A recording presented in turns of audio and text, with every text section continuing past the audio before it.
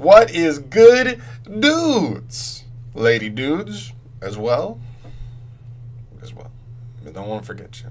Welcome back to Just Nets, guys. My name is John, and today I'm doing my personal list for weather painters that I really want to try out because if you didn't hear, there was one duelist, Harry Teal, I believe his name, so shout out to you, who got top 32, I believe 25th place exactly at a regional, and apparently it was a big enough regional, or that top 32 was good enough to get your invite. So he ended up getting his invite to, nationals, and which is really awesome that weather painters can do that in 2019.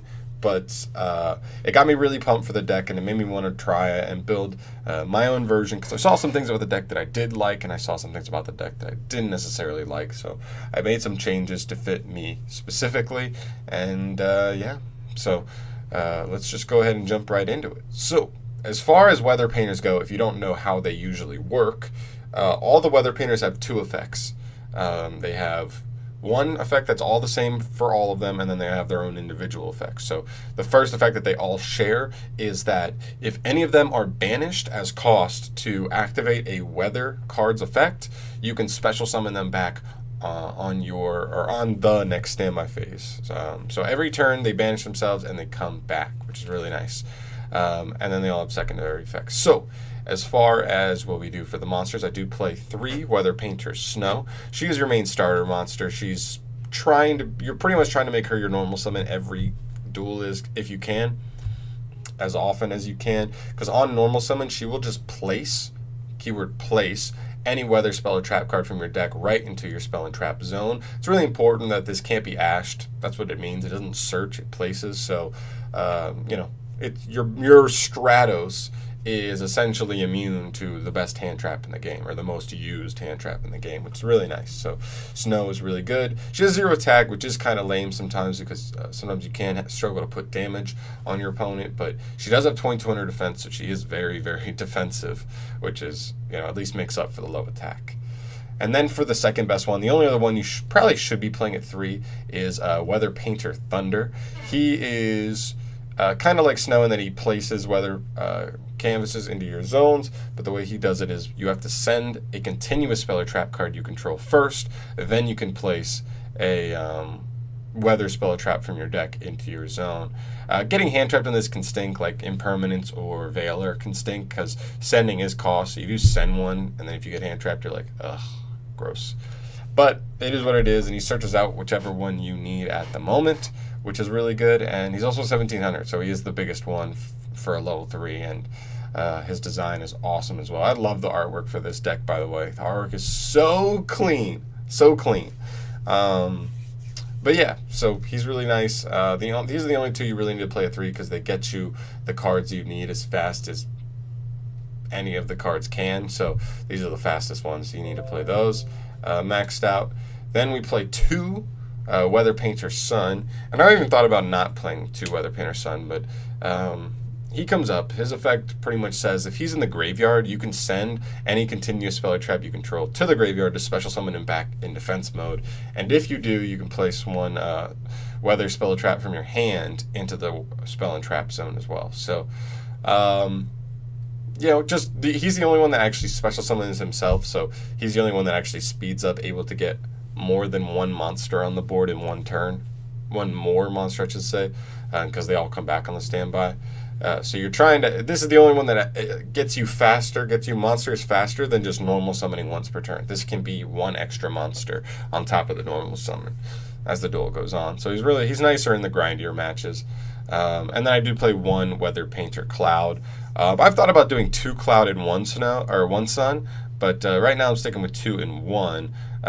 Cloud is just kind of like a insurance policy, where if any weather card, that could be a monster or spell or trap, is sent from the field to the graveyard, while he's face up in the field, you can target up to 2 weather spell or traps in the grave and place them back into your spell and trap zone. So if your opponent, let's say, either doesn't want to read your cards, read this card specifically, or just forgets about it, or I don't even know like what the situation would be, but like they literally can send your cards, and then he immediately sets them back to your field, and you're just like, and they're just like, oh, whoops.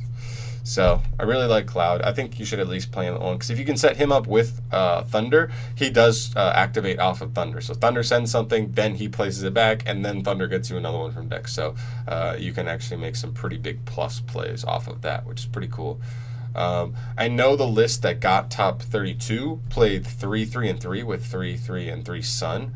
But I just feel like Cloud actually has some different versatility that Snow doesn't, and you don't really need. I don't think you need 3. I think 2 and 1 is good enough there. So then we move to the hand traps, where I do play 3 Ash here, and I do play 3 Impermanence down here. So I'm just, or 2 Impermanence, sorry.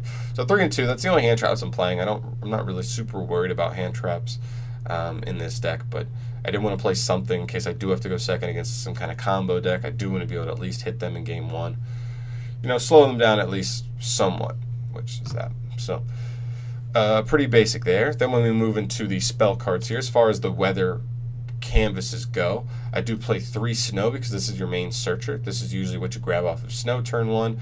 And the interesting way that the canvases work is that they all kind of set up a T formation, which is really weird. Let me explain this. So the canvases give their effects to the monsters above them. They don't actually have the effects, they give them to the monsters. So, and what I mean in T formation is that the canvas will give its effect to any monster, any weather painter that is directly in their column, and then to the right and the left column of them. So any monster in those 3 columns, any weather painters in those 3 columns, gains that effect. So I know it's a little complicated, but once you get used to it and you test the deck around, you'll get super used to thinking that way and making sure you're placing your monsters. It's a very important aspect of this deck, is making sure you place your monsters in the right zones you need them to be in, so that they can trigger off using different, weather canvases given effects. So what Snow does, Snowy Canvas at least, says you can banish a 1 weather painter, banish itself, to then add any weather card from your deck to your hand. So it's your only search card in the deck, really. It's the only card that adds, I believe. I mean, you have cards that draw, but other than that, I think it's the only card that searches, quote-unquote searches. So this is the only card that really can be ashed, I believe, which is pretty good. I mean, you only have 1 card, and if it gets ashed, not a big deal, because you don't actually lose out. It's continuous. It stays up on the field. And the really nice thing to remember about this is that this is a quick effect. So you banish for cost as a quick effect, which means you literally just dodge anything. And that's the biggest problem with decks trying to combat this deck, is when they try and out your monsters in the battle phase with pop effects, whatever, you just chain your painters, they banish themselves, and your opponent just whiffs on. They can attack you directly. Sometimes you just have to eat damage to keep your painters alive. Or they just try to pop you and you banish, and they just wasted resources trying to pop you. They went into a Nightmare Unicorn and tried to spin a painter, but you banished it, and the spin didn't do anything. Then only a bad player would do that. But it's happened. So this card, that's so nice. Just being able to banish and dodge anything, pretty much, and then get them back next turn, because remember, they all have that effect that brings them back on the next standby phase, which is really, really nice. So Weather Painter, Snow. Usually your main combo with Snow in hand, if you just open this, you just normal Snow, search, place Snow in your zone, and then use Snowy to banish Snow to search something else, and then you're just going to get Snow back on your next standby phase, and then it'll be, there to dodge again with Snowy Canvas, and just do it every turn, pretty much. So really, really powerful. Then the only other spell card I play, as far as the canvases go, is Weather Rainy Canvas. This card says you can, it's a quick effect as well, banish 1 of your painters to target 1 spell or trap card your opponent controls and bounce it back to their hand.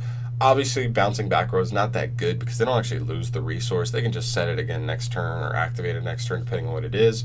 But it does have some specific applications. You can bounce things like multi-roll, and if you bounce multi-roll, you can punish all the cards they set off a multi-roll, which is really nice. And even against back row decks in general, which we do have a good amount of right now in our meta, it just slows some of their traps down every turn. Where you see Altergeist, if they set some Solemns back there, if you just bounce 1 Solemn every turn and they just keep trying to reset it, you just keep bouncing it, that card never gets into rotation. That card never becomes live, because you're just bouncing it before it even gets a chance to be live, and maybe that's the difference between them being able to stop your plays and not. So I really like that. It's a one of. You won't see it that often in your opening hands, but you can search it if you need it. I do play 3 Indulgence and 2 Desires. That's kind of the draw power I've landed on. I know the deck that topped the regionals was playing a much larger draw engine with like 3 Demise, 2 Desires, and 3 Duality, but I don't like Demise and Duality. I don't like Demise or Duality in this deck because they say you can't special summon that turn at all, and you're trying to just special summon your painters back every turn, like so that they never really go away.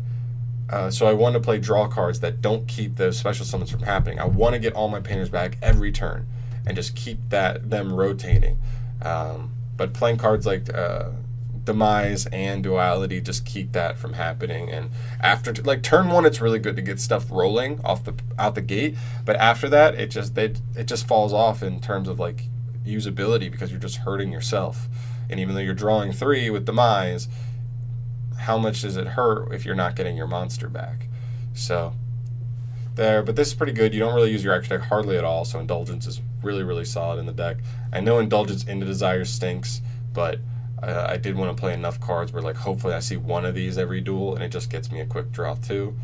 Then for the last spell card I play is Dimensional Fissure. This is just a really strong floodgate. Any monster sent to the graveyard is banished instead.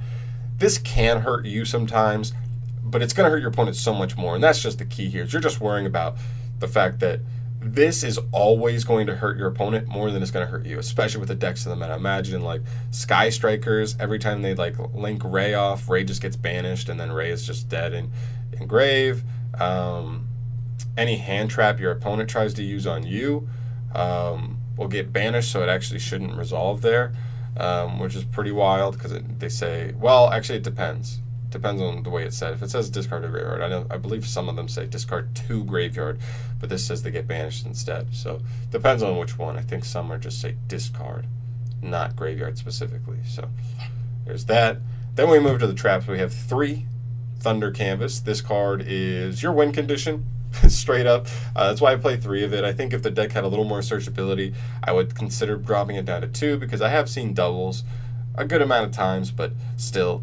Like, if it's your win condition, sometimes you got to suck it up and see doubles sometimes because this card's so strong. It says, at the start of the damage step, if one of your painters that's in its T-zone battles an opponent's monster, you can banish your Weather Painter to bounce their monster back to hand. So extra deck monsters go back to the extra deck and just gone. So you can have this set, flip it up on your opponent, and then when they're attacking into you, you just banish them and you know, this puts so much pressure on them because if you just bring like 2 to 3 painters back every turn and you just are able to bounce 3 every battle phase, it's going to be very hard for your opponent to be able to just keep playing through that resource-wise there. So 3 of this and then no others. So that's the only Weather Painter canvases I play, or Weather canvases I play is the Snow, the 1 Rain, and the 3 Thunder, because none of the rest of them are that good. But the new one, when it comes out, you definitely will play that because that one's pretty good as well. As far as the Floodgates go, which you need to play because this is a deck that needs to slow your opponent down. This is a stun deck for sure.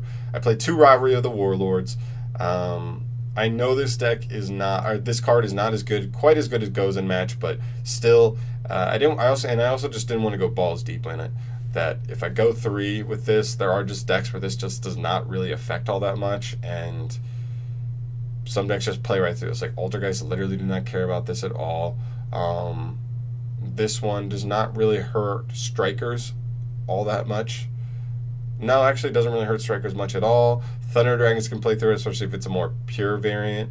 But there are definitely a lot of decks out there that this does really hurt. So I didn't want to go all the way in with it. I know the guy who topped played 3 Goes in Match as well. But in this deck, Goes in Match doesn't work because all your painters are different attributes. So like I don't like that idea at all. It's going to take you way too long to win duels if like you can only have 1 monster on the field. And I want to hinder my opponent without hindering myself. So that's why I'm playing these. I do play 1 Skill Drain because it's really important to note that when the painters use their effects by banishing themselves, the way Skill Drain works is that it says monsters on the field can activate their effects, but if they're on the field, their effects are negated. So what you do is you activate a Weather Painter's effect that's given by a canvas, by banishing it, then because it's not on the field anymore, it will resolve. So you banish for cost, and then you search because your monster's not on the field anymore, so it can't negate its effects. So it will search with using Snow's given effect, and all the other ones too, just because they're not on the field anymore.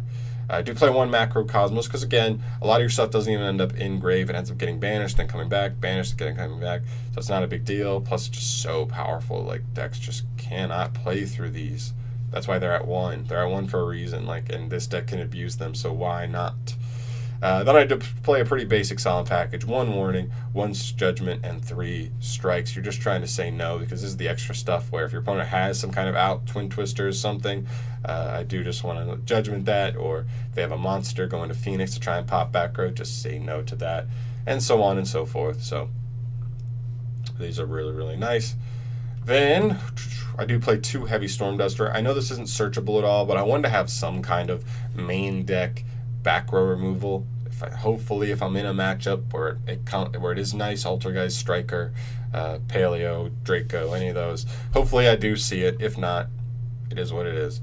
But yeah, I just want to have something there. I also play 2 Torrential Tribute because your monsters all dodge. So literally, either on your opponent's turn when they summon something, you activate this, then you chain all your Weather Painters to like maybe search with Snow or bounce something here, and then your monsters are off the field and your opponent's whole board gets wiped. So I really like the ceiling for Torrential Tribute, and I wanted to at least fit it in here as a 2 of. I just didn't want to play 3 because at some point Torrential isn't going to be worth, but early game, at least seeing one of these would be really nice to really stun your opponent. And then I already showed Infinite Impermanence. So there's my main deck. Pretty solid there. Nothing crazy, I would say. This is definitely a different build from the guy who made his top and got top 32. But I like this build more. This is where I did. There's just less cards. I really tried to minimize on the cards that were hindering him. So when he had Card Demise and Duality, the cards that don't let you special summon that turn, I thought those cards were too hindering, as well as Goes and Match hindering you from what kind of monsters you can control. I just wanted to focus a build more on cards that are just better for my deck, that are going to help my deck be where it needs to be as well, while still doing a good job of stunning. I am a little worried about that. He played 8 draw cards and I only play 5. I am a little worried about that, but we will see. Maybe at some point I'll just put Upstart Goblin in because and drop something. But I'll have to see where I land on that in the future. And also I'm worried that like with D Fissure and Macro, it makes Ash Blossom not resolve, right? Is that true? Nope, it doesn't have to be discarded to graveyard. So it still works. Cool. It should still work, I believe. So sweet. And then as far as the extra deck goes, nothing crazy here. You don't really go into your extra deck that much. If you end up putting a ton of Weather Painters on the board, you can go into like a Summon Sork play to just pull, another painter right out of the deck. I mean, I have it here just cause, but it should never really come up. These should come up every once in a while, though, the Nightmares, especially if you have Sun, because you can just like link into Sun, or link using Sun, then bring Sun back from grave, and then you still have a painter on board to activate your canvas effects and whatnot. So I did want to still play some Nightmares. This is another win condition. If you don't know what this card does, this card pretty much says it's a Solemn Judgment on legs. Every time a painter is banished, or I'm sorry. Anytime your opponent summons if your opponent when your opponent would special summon a monster, quick effect, you can send this link summoned card to the graveyard to negate the summon, and if you destroy it. So you can treat this card as a quick effect to negate the summon. So this card can negate any summon. If your opponent does summon something that is going to out this, you just say, all right, I got to bail. I'm just going to negate it. Otherwise, it says once per turn. When a card or effect is activated, not once per turn, sorry. Quick effect, you can banish one of the painters it points to negate the activation and destroy that card. So usually you go into this, if you do have a board with like 5 and possibly 6 painters in a turn, you link into this and you have 3 painters under it, and you just negate 3 cards a turn, and you can negate a summon with her herself. So that's like a win. Like if you resolve the summon of this card, you just win the duel. That's like the duel being over. Your opponent should scoop as soon as you pull this card out if they can't stop you from pulling this card out in the first place. Also play Chapelati Trisbana. All your painters special summon back on the standby phase, so they can trigger this card's effect to banish all back row on the field. Obviously, you play heavy back row as well, but it depends on the game situation. I definitely was I'm only playing this card for like specific situations where I'm just like, yep, I gotta do it. And even if you wipe back row, at least you would still have this plus possibly multiple weather painters as well that just special summon back, and you may still have some. Hopefully, you would still have control over the board state after wiping the back row. One Borrelsword Dragon. Eventually, you can get enough materials on board, and this can just be enough to go for game. And if you can, it's an easier way to get game because time rules are definitely restrictive. Not time rules, but time itself. So the 40 minutes can be tough with this card, or 49 minutes, not 40 minutes. So this card does help you get game a little quicker in certain situations. And then Top Logic Bomber, kind of the same reasoning with Trisbana. They special summon back on the next standby. So special back, whiteboard, and this card puts a lot of pressure, offensive pressure on your opponent. And then for a couple of rank 3s, I do play 1 Engineer just to protect stuff if it ever comes up. Leviair to special summon stuff back. This one actually is kind of important just because sometimes if like Thunder gets banished and it's like stuck in banishment and you need him because maybe you just need to pull out a Thundery canvas from deck because you need to out a monster, you can go into this, summon Thunder away one of your continuous spells, and then pull out Thundery, and then you can bounce something. So there are specific situations where this actually does come up. I would play one of these in this deck. I think this is like a must-have. And then I do play 2 Grand Pulse just for outing back row if need be. And it's also a 2800 defensive monster, so it is a pretty beefy dude there. As far as some of the cards I would definitely look at here, the level 6 monster I would never play until the trap comes out. So if you don't know what the trap does coming up, it says you pretty much banish one of your painters to special summon any painter from deck. So you can't special her straight from deck. There's no level restriction on it. So when this card comes out, I probably would play her at 1 because she also keeps all your weather spell and traps untargetable with card effects, and they can't be destroyed with card effects. So if somebody activates Twin Twisters and targets your back row, includes a couple canvases, you can use this card to pull her straight out of the deck by chaining it, and then literally your opponent's Twin Twister fizzles, and they use 2 cards in hand, and you lost nothing. So you can definitely punish there. Mistake is interesting because other than Snowy Canvas, you don't search at all. And this is pretty strong against a lot of meta decks. So I would maybe consider playing this card. Pot of Duality and Demise, I already told you they were there. They're really powerful draw cards, but I'm just not sure they're worth it. Maybe I'll test the deck a little more, and if I find that I just need the draw power at all costs and that the cards I play now just aren't enough, then maybe I will bail out and I will go back to these just as that deck list had. But for now, I'm sticking with what I have. And also, Eater of Millions is an interesting card because outside of Thundery Canvas, you don't really have monster removal other than like the negating summons and Torrential Tribute. So like reactive like monster removal is something you don't really have. So Eater of Millions is an interesting card. If you want to play it too, it's a free body on board and you just straight up boop, boop, boop.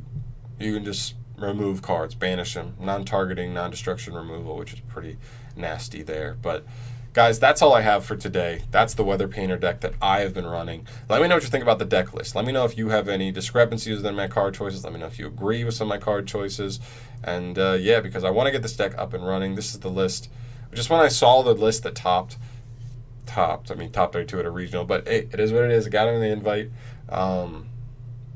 It got me really excited for this deck, and I don't want to just wait for the trap card. I know the trap card helps a good amount with the deck, but I couldn't wait, and I definitely can't wait for the trap card to come out because maybe that'll make this deck straight up fast enough to actually play and keep up with some meta decks. So let me know what you guys think of the deck, and thank you so much for watching, guys. If you enjoyed, subscribe as always, and yeah, I'll see you in the next one. Peace.